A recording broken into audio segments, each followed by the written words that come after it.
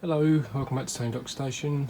First of all, it's a big apology from me for the absence I've sort of had. I haven't even had a chance to sort of reply to any of your comments on my videos or anything like that. I've been a bit of a ghost, so first of all I apologise for that. But I'm back and I'm going to aim to sort of try and catch up with everything. I've had quite a lot going on, not just model railway related, but in my personal life I've had a lot with work and a lot going on with the family, and the family stuff is only going to get more intense, so videos are going to be sort of every 2 weeks hopefully. I'm going to try and at least stick to that. So the first thing you can see is a couple of little new bits and bobs which I probably will talk through at a later date. The yellow gantry crane there I bought, it was made for me, and that oil tank there is another little thing which I will elaborate on in a future video. But yeah, so I had pre-filmed some stuff prior to this, so the next few videos you're going to see are from a little while ago. I just haven't had a chance to sort of get the videos together, so it's me talking through the last bit of the wiring. So at the moment I'm ready to sort of start putting down the electrical components, so I'll talk you through that. And the last thing obviously is I wanted to talk through the 1,000 subscriber giveaway. I haven't forgotten about it, I am working on it. There's a sort of a quite a decent prize that I'm working on at the moment. I'm just waiting for it to be delivered, so that will be coming up very soon. It would probably be the next video I do as well, so keep your eyes peeled for that. And yeah, so without further ado, I'll take you back to me probably a couple of weeks ago. Hello, welcome back to Tony Dock Station. So today I'm going through the second part of the wiring for the computer controlled DCC system. So obviously the last video I sort of touched through and tried to explain the system a little bit more. And since then I've obviously, not obviously, but I've taken out the old bus wire, I can't remember if I showed you that, and threaded a new one through, which you might just be able to see the end of there. So I've got a completely clean, fresh bus wire underneath there. All those wires you see hanging down are old droppers. So what I've been doing is, obviously the tracks are separated, so this here is one block, and this here is also one block, and you can see it's separated as well. So the next block there is also separated, and this is what I was trying to explain the last one. So this point is completely isolated. So what I've done is on all the points I've added in droppers to the point so that they've got their own individual power, and that one already had one. You can see the soldering's a little bit old and knackered, so anything like that I'm going to sort of tidy up, repair or replace. But what I have been doing as well is putting those droppers down, and I have connected them to the bus wire with the suitcase connectors. Now I know people don't particularly like them, but for me they worked, and I've got them laying around, so I might as well use them. And what I'm trying to do is just open one up for you. On them, I don't know if you can see it, there's a little metal bar. So what I've been doing is taking my multimeter onto that, so this would be the negative, and put it onto the negative rail, and just make sure that I'm getting a conductivity, if that's the right word. So if I know that that's all good, then I know that the connectors are fine. I won't have any problems with them. I didn't really want to strip the wire and solder to them, to the bus wire, and I didn't want to have to sort of break out the bus wire just for the odd few droppers here and there, because it's only going to be the points and the isolated track bits that need those power. So those work for me. And then on this particular corner, sorry, just try and focus a bit there for you. On this particular corner, these three corners are not part of a block. They're separate, so they will also need their own power from the main bus. So 2 of them already had droppers on, so saved me a bit of job there. I just had to add 1 to the back track, which is on the incline there. So just drop that through and underneath the baseboard, as you can see, and then those have all been connected up. And then the blocks sort of end where the tracks are cut there, and I think that one's there a little bit further down.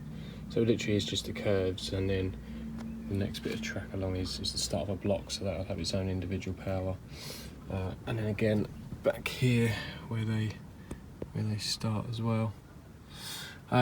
So the other thing is, on some particular points there was little bits of track extension, and particularly over there on the 3-way point, the big bit there, that's obviously not part of a block, and it is between 2 points, so it also needs its own power. So they've also got their own droppers in where needed. Some of them have the connectivity from, this one was already, I already had droppers in here for some reason, so just left them alone. So the points have their power, they provide power to this, and that's has also got its own power, because this is also not a block, as I mentioned in the last video. So the power comes through from there, and then these have got their own power as well. So it's literally all you've got to do is just make sure each isolated point has its own individual DCC bus power, and then any parts of the track which are not part of a block also have their own individual power from the main bus, and that is being connected up with the suitcase connectors. Another little thing I just wanted to sort of share with you is, if you have to remove droppers and they look a little bit corroded and dirty like this one, I've taken this sort of steel wire brush and give it a good rub. So headphone users beware, because this will probably be very loud, but you just take the brush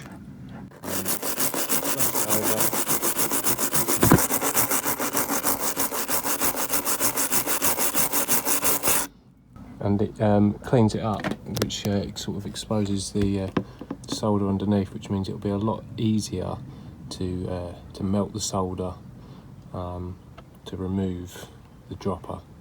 So if you can grab one of those steel wire brushes, it's a really good little tip. Okay, so I've just finished soldering and powering the individual points and parts of the track which need individual power. Excuse the screaming child downstairs. And it's taken me a little while, but it's definitely worth it. As I said, each and every individual point now, it's got its own power, and all I've got left to do in terms of track soldering now is to take the individual blocks and solder the droppers to those, and feed them back to the block detection unit. So yeah, it's been a bit of a long day, pulling out old solders that aren't needed anymore, putting in new ones and rewiring up existing ones that could still be used. But yeah, I haven't bothered sort of filming it and showing it because it's all been done before, you know, how to solder and that. But as I say, all you got to do is just remember at your points, and so for example, between 2 point, this bit here, this one is covered because the positive rail is connected by a metal fish plate there, so the negative, and then the positive is connected there. So this bit's got power from the points. But then, say for example, this one here, where I've put a brake in, which in hindsight I shouldn't have done, but I did anyway, and this has got its own power from droppers as well. So any bit that's not part of a block, just make sure it's got its own power. Okay, so now with all that done, it's now sort of planning where parts are going to go. So for my point decoders, obviously I'm using the ADS8SX, and over there I've got a 2SX. So basically means 8 channels and 2 channels. So it's trying to work out where to position these, where they'll have the best positioning so that I haven't got to do lots of cable running to them. So I've sort of come up with this for now. So obviously I can get 8 points in this one. So I've got 1, 2, 3, 4, 5, 6, 7 and 8. So I've sort of popped this closer to where most of them are, so that it's shorter runs there, and then I've only got sort of a medium-ish run to there. So I'll probably put this at this position in the board. And then the 3-way point is obviously 2 motors, so that's 2, and then 3, 4, 5, 6, and then 7 and 8 there.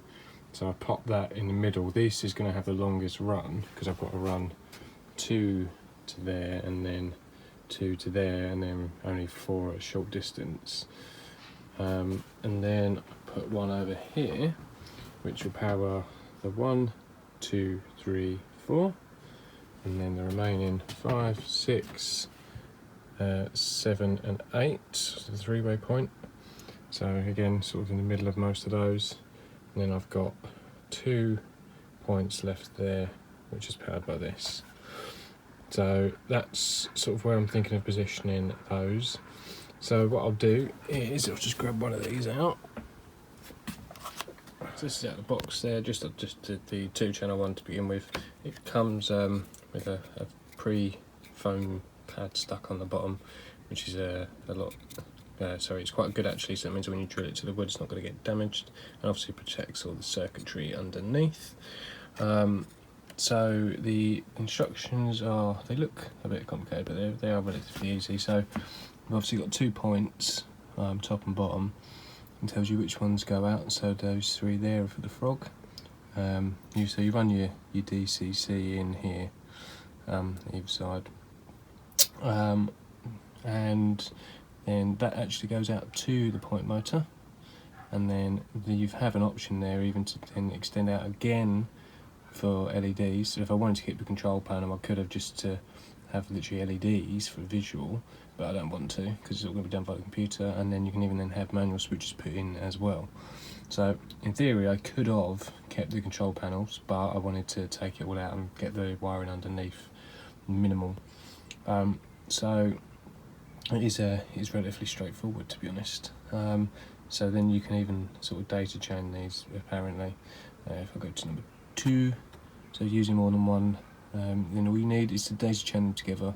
But for me, I'll just drop them straight to the power bus wherever they're located, because there'll be a bus running around the whole loop underneath. So yeah, relatively simple and quite straightforward, but good little pieces of kit, to be honest. How they work will remain to be seen, but I've seen quite good reviews. I know there was one person who said he left a comment on one of my last videos, said they had problems with them, but that's the only time I've seen or heard of it, so we'll see how they work. But that's the positioning for them. So what will happen next is I'll mount them all underneath the baseboard. Oh, I didn't mean to zoom in there, sorry about that. And they will then get mounted. I've just got to go and buy the screws for them, and then we'll start wiring them up. And what I'll be doing, obviously, as I mentioned before, I've got the 3-core cable there for the actual switching, and then I've got some blue and yellow for DCC for the frog, and I've just put it blue and yellow just to sort of help alternate it from the red and black, so I know that that's switch related, and I'll sort of thread that in with there as well, which makes it easier to wire up when I get to the other end. So it's just a bit of a quick video, but I'm going to end this one here. So the next thing will be me, as I mentioned, soldering all the individual droppers for the detection controller. So I'll probably just get those done, and then the next video will be me starting actually wiring in the electrical components, because as I said before, I've been through all of the soldering already. It's nothing that you haven't seen me do before.